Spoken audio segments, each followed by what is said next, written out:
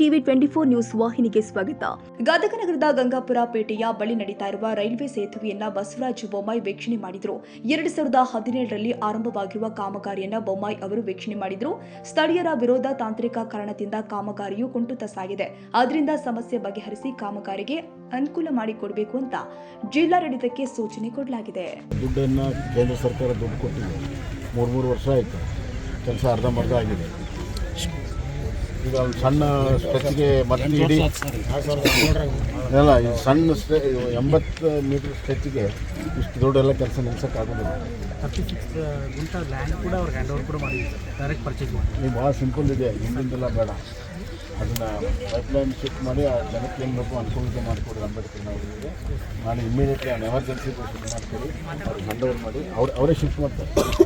Shifting ಕಾಸ್ಟ್ನ ಅವರೇ ಮಾಡ್ಕೊಡ್ತಾರೆ. ಬಡ ಅವ್ರು ಶಿಫ್ಟ್ ಮಾಡ್ತಾರೆ, ಕೆಲಸ ಮಾಡ್ತಾರೆ. ಅದು ಕಾಂಬಿನೇಷನ್ ಮಾಡಿರಿ. ನಾನು ಡಿಸಿಗೂ ಹೇಳ್ತೀನಿ, ಯಾವ್ದು ಬರ್ತಾರೆ ಡಿಸಿ ನಾಳೆ ಬಂದ್ಕೊಂಡು ನಾನು ಹೇಳ್ತೀನಿ.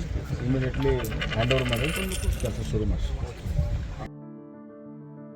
ಕನ್ನಡಿಗರ ಮೆಚ್ಚಿನ ನಿಮ್ಮ ಟಿವಿ 24 ಕನ್ನಡ ನ್ಯೂಸ್ ವಾಹಿನಿ ಇದೀಗ ಟಿವಿಯಲ್ಲಿ ಲಭ್ಯ.